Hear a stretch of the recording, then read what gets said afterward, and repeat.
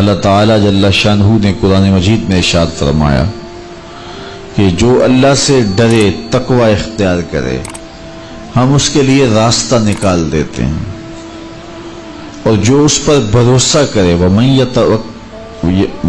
يَتَوَکَّلْ عَلَى اللَّهِ فَهُوَ حَسْبُهُ، اور جو اللہ پر بھروسہ کر لے، اس پر توکل کر لے، اللہ تعالیٰ اس کے لیے کافی ہو جاتا ہے۔ وَيَرْزُقُهُ مِنْ حَيْثُ لَا يَحْتَسِبُ، اور وہ اس کو وہاں سے دیتا ہے جہاں سے اس کو گمان بھی نہیں ہوتا۔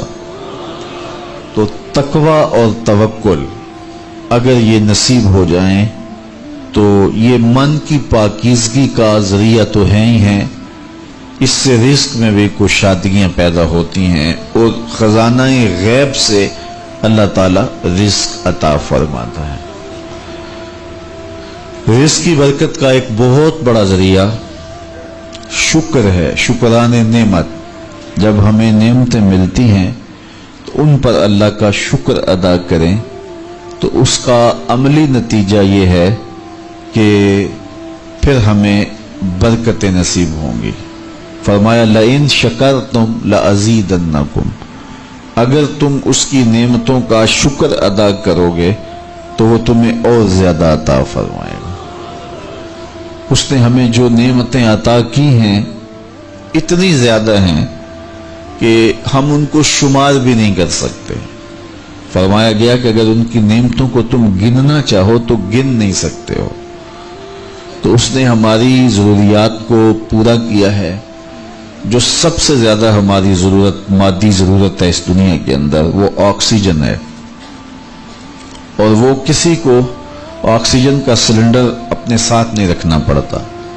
اللہ تعالیٰ نے اس کی اتنی فراوانی کی ہوئی ہے کہ جہاں بھی جائیں اس کو تازہ آکسیجن میسر ہے۔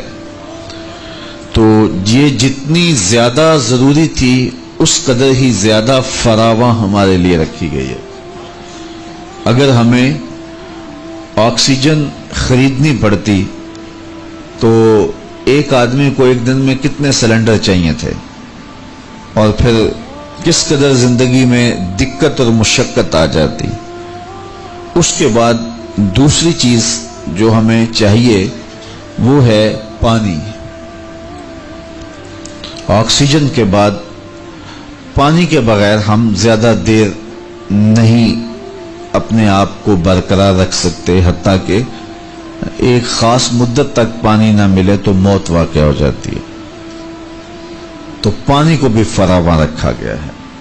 آسمان سے بھی پانی برستا ہے، زمین سے بھی پانی نکلتا ہے، چشموں سے بھی پانی پھوٹتا ہے، برف بھی پگھلتی ہے، دریا بھی بہتے ہیں۔ تو اللہ نے اس کے لیے بہت سارے اسباب رکھے ہیں تاکہ ہم پانی سے محروم نہ رہیں۔ تیسری چیز ہماری ہے خود کی چیزیں، کھانے کی چیزیں جو ہماری ضروریات ہیں۔ تو وہ بھی دن میں کم از کم ایک مرتبہ تو ہمیں ضروری چاہیے، اور صحت کو اچھا رکھنے کے لیے 2 مرتبہ چاہیے۔ اس کے لیے تھوڑا سا تردد کرنا پڑتا ہے، محنت کرنی پڑتی ہے۔ اس کے بعد پھر ہماری رہائشی ضرورتیں ہیں، ہمارے لباس کی ضروریات ہیں۔ تو جتنی ضرورت زیادہ اہم ہے ہماری، اس قدر ہی اس کا حصول آسان رکھا گیا۔ اور اللہ تعالیٰ نے ہماری یہ ضرورت آکسیجن ہے، اس کو اپنی جناب سے اتنا فراواں کر دیا کہ ہمیں اس کے لیے کوئی مشقت نہیں اٹھانا پڑتی۔ جس طرح ہمیں کھانے کے لیے تردد کرنا پڑتا ہے، پہلے اس کو کماؤ، پھر گھر لاؤ، پھر اس کے بعد اس کی تیاری کے مراحل ہیں، اگر یہ سب کچھ آکسیجن کے لیے ہمیں کرنا پڑتا تو زندگی کتنی کٹھن اور کتنی مشکل ہو جاتی۔ تو یہ اس کی کرم نوازیاں ہیں کہ اس نے ہمارے لیے اس کو آسان رکھا ہے۔ تو کہا اگر تم تقوی اختیار کرو اور اللہ تعالیٰ جل شانہ پر توکل اور بھروسہ کرو تو تمہیں وہ وہاں سے رزق دے گا جہاں سے تمہیں گمان بھی نہیں ہوگا۔ اللہ کے محبوب نے ارشاد فرمایا اگر تم اللہ پر توکل کرنے کا حق ادا کرو وہ تمہیں ایسا رزق دے جیسا پرندوں کو دیتا ہے، کہ جب وہ صبح اپنے घोंसले से निकलते हैं तो खाली पेट होते हैं।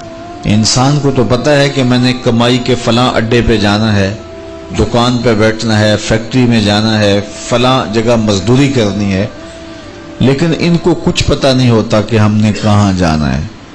लेकिन फरमाया कि जब सुबह निकलते हैं तो खाली पेट होते हैं और जब वापस शाम को पलटते हैं तो इनके पेट भरे हुए होते हैं। फिर जिसकी जो ज़रूरत है अल्लाह उसको वो नसीब करता है। सारे परिंदे एक जैसी ग़ज़ा नहीं लेते। इसी तरह मुख्तलिफ जो अल्लाह ताला ने मखलूक़ात पैदा की हैं उन सब की अग़ज़िया एक जैसी नहीं है। कुछ परिंदे कुछ खाते हैं, कुछ खाते हैं। अल्लाह सबको उनकी ज़रूरत बाहम पहुँचाता है। बल्कि मैं कहा करता हूँ ये जो हंस है ये दुनिया के अंदर लाखों की तादाद में, करोड़ों की तादाद में पाए जाते हैं और ये सुच्चे मोती खाते हैं। और हम अगर किसी दवाई में इस्तेमाल करने के लिए हमें मतलूब हो तो हज़ारों लाखों रुपए दे के हम किसी से लें तो फिर भी बाज़ का यकीन नहीं होता कि ये खालिस हैं या ना खालिस हैं। लेकिन उस जानवर को अपने पेट भरने के लिए ये मोती रोजाना सुबह शाम चाहिए होते हैं। और एक जानवर नहीं, दुनिया के ऊपर करोड़ों हैं। मेरा रब हर रोज हर एक की जरूरत को पूरा फरमाता है। तो जिसकी जो जरूरत है वो पूरी होती है। बन तवक्कुल पंछी उड़ दे, खर्च न पल्ले जेरा हो। जब वो घर से उड़ते हैं तो तरूहु हिमासन, जब वो उड़ते हैं तो खाली पेट होते हैं। वत्तगदू बितानन, और जब वो शाम को आते हैं तो उनके पेट भरे हुए होते हैं। तो कोई अड्डा रिज़्क़ का मखसूस उनके लिए नहीं है और सबसे अच्छा खाते हैं। वो जो अमरूद का बाग होता है उसमें अगर आप देखना हो कि सबसे अच्छा मीठा अमरूद कौन सा है तो वो होगा जिसको तोते ने चूंच लगाई हो, क्योंकि ये सबसे अच्छा फल पूरे बाग में। एक ना होता है एक्सपोर्ट क्वालिटी, ये उससे भी बेहतर क्वालिटी लेता है। तो अल्लाह ताला ने इसके लिए सबसे अच्छा रखा हुआ है, तो अल्लाह ने ये इंतजाम किया हुआ है।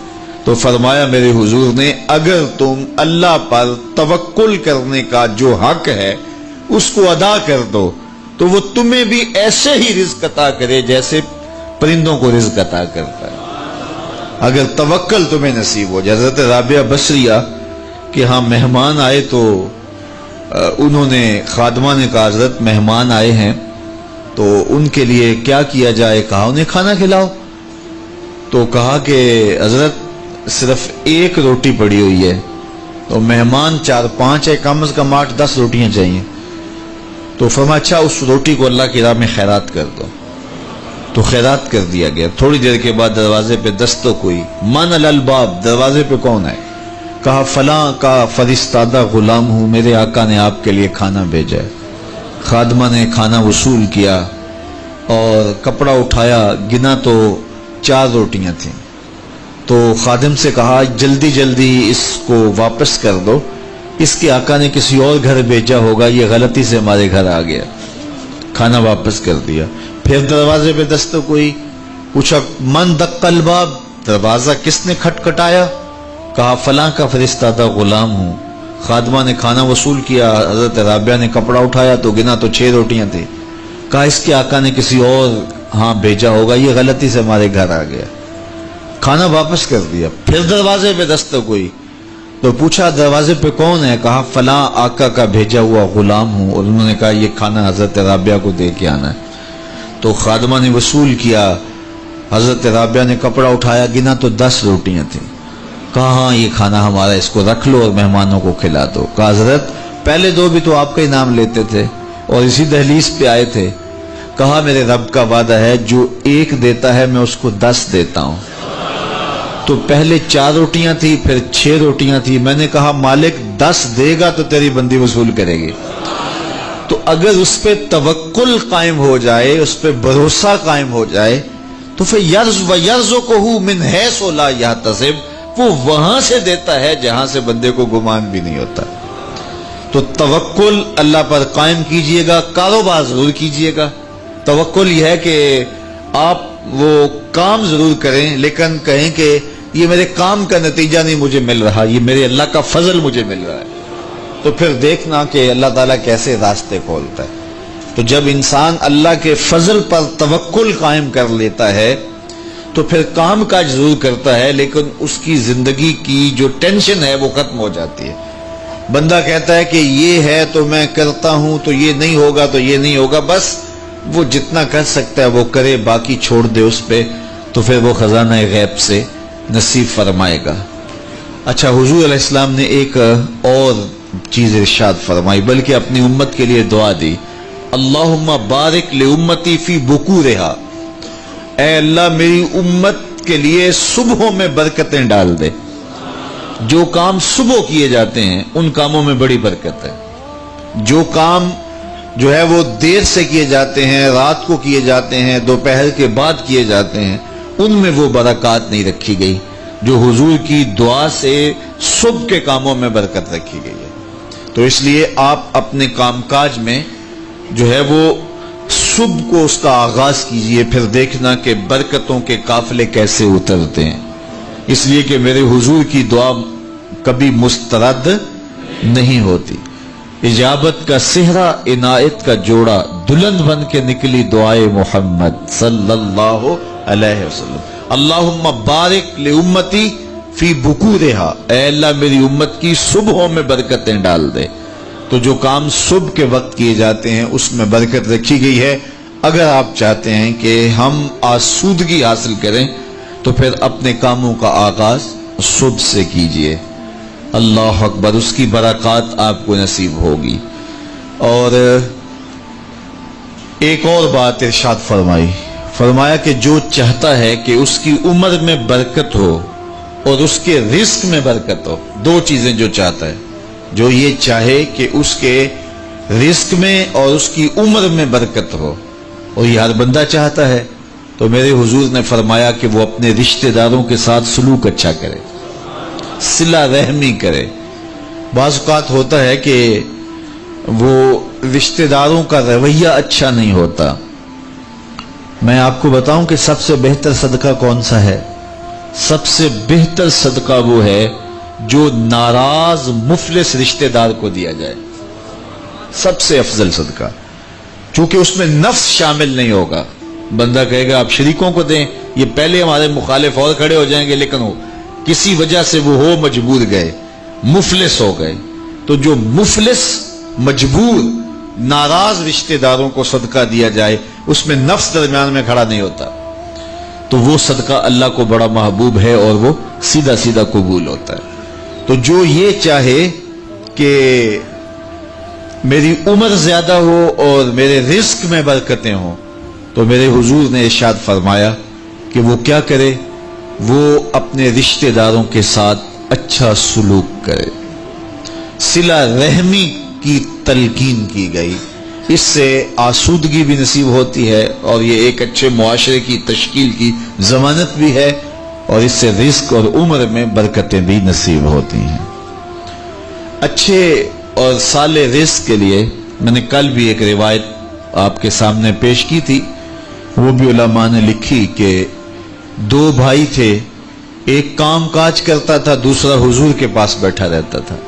تو اس نے آ کے شکایت کی کہ حضور یہ میرا بھائی ہے، یہ میرے ساتھ کوئی مدد ہی نہیں کرتا، یہ آپ کے پاس ہی بیٹھا رہتا ہے۔ تو حضور نے فرمایا کہ شاید اللہ اس کے صدقے سے تجھے رزق دیتا ہو۔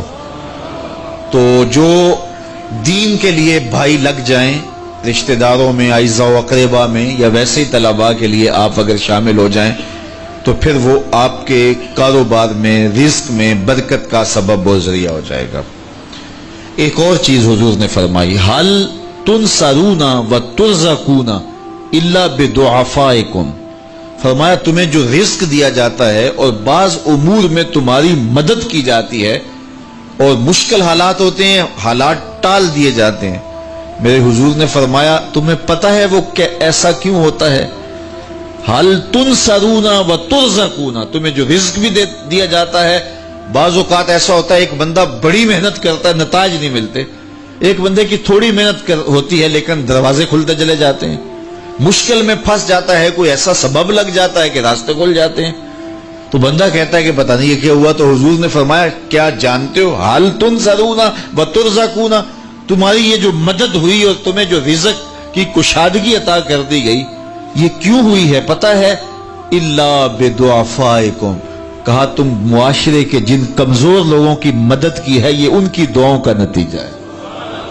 اپاہج، کمزور، لاچار، اراملہ، یتامہ، مساکین، یار جب کوئی شخص کسی یتیم کی مدد کرتا ہے اور ان کے گھر میں چولہا جلتا ہے تو عرش کا رب کتنا راضی ہوتا ہے۔ جب کوئی دکھیے کے کام آتا ہے اور اس کی اعانت کرتا ہے تو پھر وہ راضی ہو جاتے ہیں۔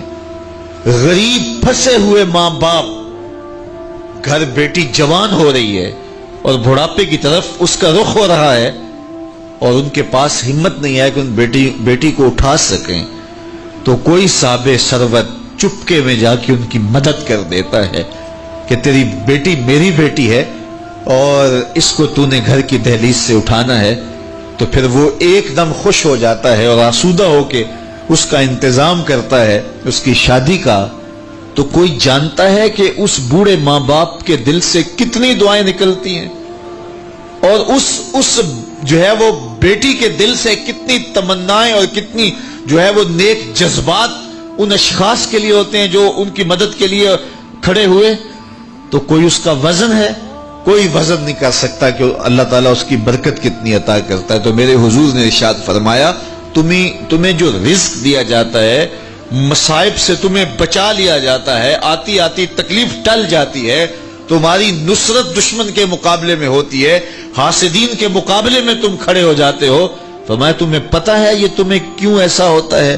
فرمایا الا بدعفائکم، جو تمہارے معاشرے کے کمزور لوگ ہیں جن کی تم نے مدد کی، فرمایا یہ ان کی دعاؤں کا نتیجہ ہوتا ہے۔ ان کے اٹھے ہوئے ہاتھ اللہ کبھی خالی نہیں موڑتا ہے۔ اس لیے لاچار لوگوں کی، دکھی لوگوں کی، بے بس اور بے آسرا لوگوں کی مدد کے لیے کھڑے ہو جایا کرو۔ وہ کسی نے کہا تھا کہ بڑوں کی بڑی بڑی خدمتوں سے وہ سکون نہیں ملتا جو چھوٹے چھوٹے لوگوں کی چھوٹی چھوٹی خدمتوں سے مل جاتا ہے۔ بڑوں کی بڑی خدمتیں بھی کریں تو وہ راضی نہیں ہوتے، لیکن چھوٹوں کی چھوٹی چھوٹی خدمتیں، یار غریب کو تو پیار سے کھڑا کر کے اس کے پشت پہ شفقت کا ہاتھ پھیر دیں تو وہ سارا دن خوشی سے گزار دیتا ہے کہ آج جو ہے وہ فلاں صاحب نے مجھے تکریم دی ہے، مجھے عزت دی ہے۔ تو میرے حضور نے فرمایا کہ تمہاری یہ جو مدد ہوتی ہے اور رزق دیا جاتا ہے یہ تمہارے کمزوروں کی وجہ سے اللہ تعالیٰ تمہارے اوپر کرم فرماتا ہے۔ اچھا، ایک اور ذریعہ رزق کے اضافے کا حضرت عبداللہ ابن مسعود رضی اللہ تعالی عنہ کی مرویات سے۔ یہ حضرت عبداللہ ابن مسعود جلیل القدر صحابی ہیں، ان کے ہاں بیٹیاں ہی بیٹیاں تھیں۔ اچھا، جب ان کا آخری وقت آیا اور یہ بڑے سخت بیمار ہو گئے تو نزع کی سی کیفیت طاری ہو گئی، تو حضرت عثمان غنی رضی اللہ تعالیٰ عنہ ان کا حال پوچھنے آئے۔ تو جب حال پوچھا، بیٹھے، گفتگو ہوئی، واپس چلنے لگے تو حضرت عثمان غنی نے اشرفیوں کی 2 تھیلیاں نکال کے حضرت عبداللہ ابن مسعود کو پیش کی۔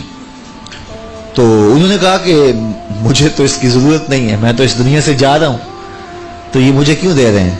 تو حضرت عثمان نے کہا کہ یہ آپ کی بیٹیوں کے لیے ہے، چونکہ آپ کی بیٹیاں ہی بیٹیاں ہیں تو یہ میں ان کے لیے پیش کر رہا ہوں، آپ کو تو واقعی ضرورت نہیں، دنیا سے جا رہے ہیں تو یہ ان کے لیے ہے۔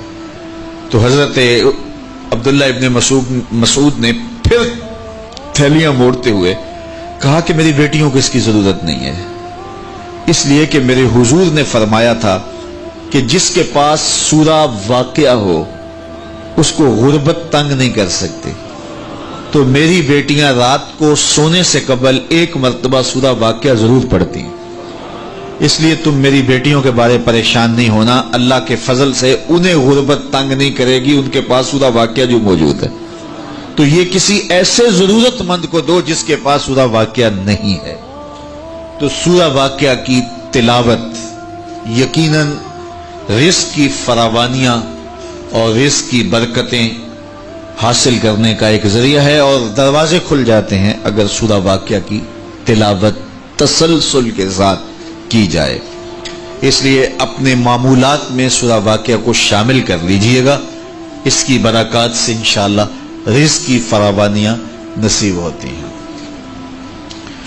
ایک اور ذریعہ رزق کا، اور یہ بہت آسان، شکا رجل الی رسول اللہ دیک المعیشۃ والفقر، حضرت سہل بن سعد الساعدی رضی اللہ تعالی عنہ کی مرویات سے ہے۔ ایک شخص حضور کی خدمت میں حاضر ہوا اور اس نے کہا میں کثیر العیال ہوں، ذرائع آمدن بہت تھوڑے ہیں، میرے لیے کچھ ارشاد فرمائیے۔ بچے زیادہ ہیں، ذرائع آمدنی تھوڑے ہیں، تو میں مفلوق الحال ہوں۔ تو اس نے اپنے فقر کا، اپنی غربت کا حضور کے سامنے قضیہ رکھا۔ شکا رجل الی رسول اللہ دیک المعیشۃ والفقر۔ آقا کریم نے اس کو جو وظیفہ بتایا وہ بالکل آسان ہے، آپ سب کو پہلے یاد ہے، لیکن اس پہ عمل کرنے شروع۔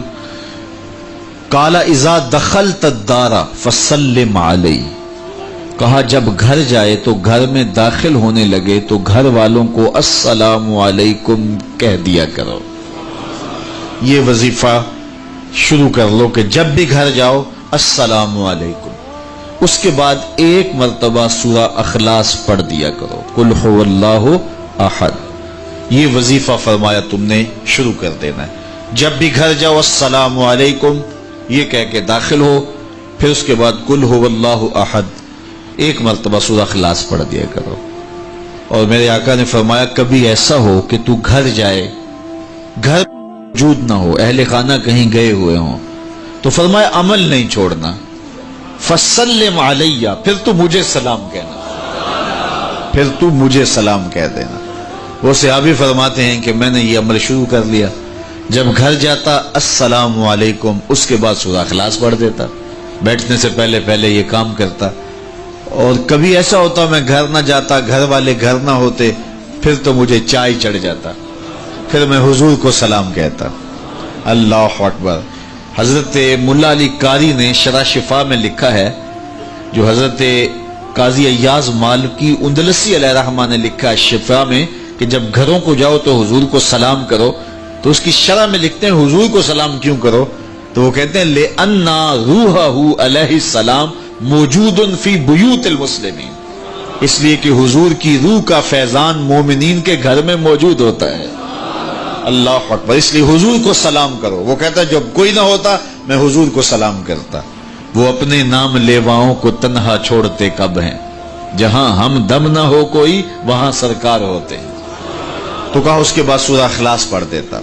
یہی میرا عمل رہا۔ پھر اس کا فائدہ کیا ہوا؟ وظیفہ حضور نے بتایا تھا، اور جب بھی جاتا السلام علیکم سورہ اخلاص، کوئی نہیں ہے تو حضور کو سلام اور سورہ اخلاص۔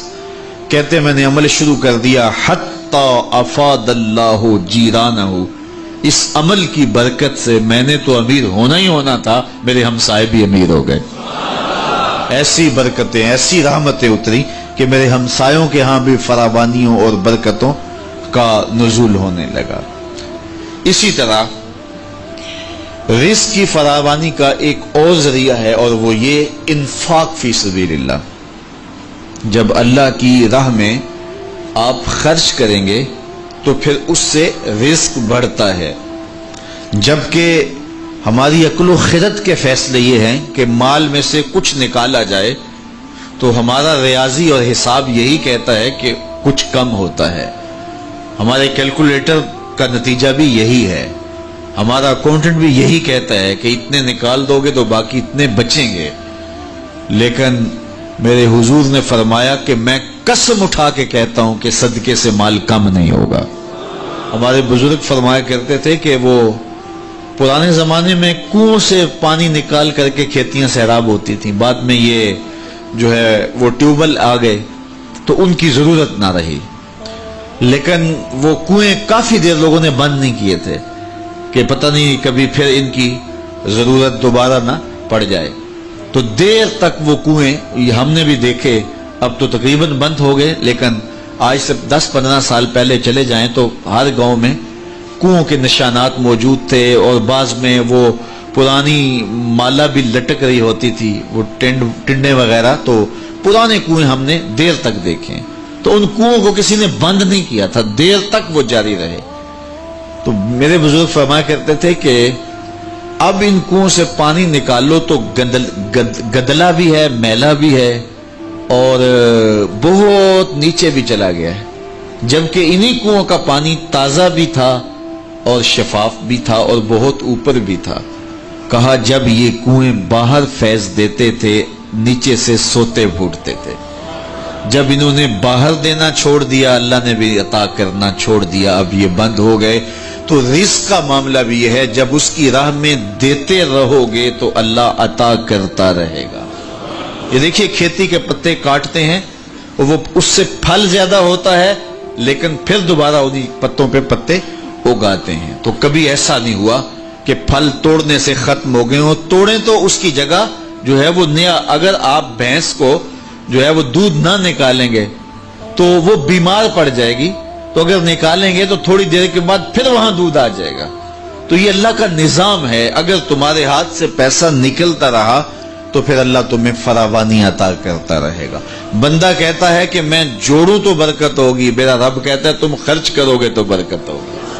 تو اس لیے اس کی راہ میں خرچ کرتے رہنا، اس کی راہ میں دیتے رہنا رزق کی فراوانی کا سبب ہے۔ ایک اور وظیفہ میں آپ کو بتا دیتا ہوں، ہم اپنے جتنے بھی پیر بھائی ہیں سب کو تاکیداً کہتے ہیں کہ مالی مشکلات کے لیے اور گھریلو دیگر مشکلات کے لیے یہ وظیفہ پڑھا جائے، اور وہ یہ ہے کہ نماز مغرب کے بعد 21 مرتبہ سورۃ الکوثر کی ما بسم اللہ تلاوت کی جائے، اول آخر دوشی پڑھ لیا جائے اور پھر 21 مرتبہ سورہ کوثر کی تلاوت کی جائے۔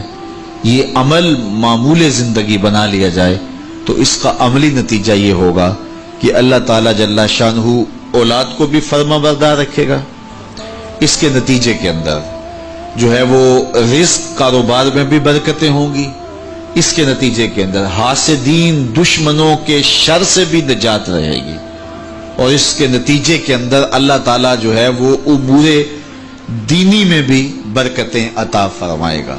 تو یہ ایک مؤثر ذریعہ ہے، اور اگر کسی کو مسائل زیادہ ہوں تو وہ ہر نماز کے بعد یہ عمل کر سکتا ہے، ورنہ مغرب کے بعد 21 مرتبہ سورہ کوثر کی تلاوت کرنے سے بہت ساری برکات حاصل ہوتی ہیں۔ لا حول ولا قوت الا باللہ، اس کا یہ وظیفہ میرے حضور نے خود بتایا، اور اس کی یہ 99 بیماریوں کا علاج ہے، اور میرے حضور نے فرمایا کہ یہ وظیفہ میں نے کہاں سے لیا ہے؟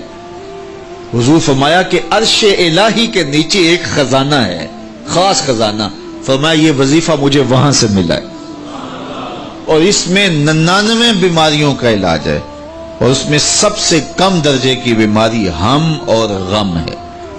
تو اللہ تعالیٰ جل شانہ ہمیں جس طرح دنیاوی اسباب ہمارے پیش نظر ہوتے ہیں تو روحانی امور کے ذریعے سے بھی ہم برکتوں کے حصول کو آسان کر سکتے ہیں۔ اللہ میرے لیے آپ کے لیے ہر طرح کی کشادگی عطا فرمائے، ایسے فقر سے بچائے محفوظ رکھے جو کفر تک پہنچا دیتا ہے، اور ایسی دولت سے بھی بچائے جو دولت قارون بنا دیتی ہے۔ اللہ ہمیں دولت عثمان عطا کرے، اور اگر قسمت میں فقر ہے تو پھر فقر سلمان عطا کرے، پھر فقر بلال نصیب کرے، پھر فقر ابو ذر عطا کر دے۔ تو اللہ ہم سب کو دنیا آخرت کی بہتریاں بہاریں نصیب فرمائے۔ دعا کے لمحات اب قریب ہیں، جب بندے اللہ کے حضور ہاتھ اٹھا کے دعا مانگتے ہیں تو بندوں کے اٹھے ہوئے ہاتھ اللہ کبھی خالی نہیں موڑتا۔ دعا ہر صورت قبول ہوتی ہے، یا تو یہ کہ جو مانگا ہے وہ مل جاتا ہے، یا جو مانگا ہے وہ نہیں، اس کے بدلے میں کچھ اور عطا کر دیا جاتا ہے، یا پھر جو مانگا ہے وہ فوری نہیں ملتا، کچھ دیر کے بعد عطا کیا جاتا ہے، یا پھر دعا ذخیرہ کر لی جاتی ہے اور اس کا صلہ آخرت میں دیا جائے گا۔ اور روایت میں آتا ہے کہ جب دعاؤں کو ذخیرے کی صورت میں آخرت میں صلہ نصیب ہوگا تو لوگ آرزو کریں گے کاش کہ ہماری دنیا پہ کوئی دعا قبول ہی نہ ہوئی ہوتی۔ تو اللہ تعالیٰ کے حضور عجز سے پورے تیقن سے دعا مانگنی چاہیے، من قلب لاہن فرمایا گیا، کھیلتے ہوئے دل سے جو دعا کی جائے اللہ اسے قبول نہیں کرتا. کھیلتے ہوئے دل سے نہیں، پورے تیقن سے، پورے انہماک سے، پوری توجہ سے جو دعا مانگی جائے. دیکھیے میں آپ سے کوئی بات کروں تو میرا رخ دوسری جانب ہو اور بات آپ سے کروں گا تو آپ کو بھی اچھا نہیں لگے گا، تو احکم الحاکمین کو کیسے اچھا لگے گا کہ کوئی بندہ مانگ اس سے رہا ہو لیکن دل اس کا کسی اور جگہ پہ کھیل رہا ہو. تو ایسی دعا اللہ قبول نہیں کرتا. اور پھر اس کی شرط ہے رزق حلال. حرام رزق سے پلے ہوئے بدن اور الشخص کی دعا قبول نہیں ہو.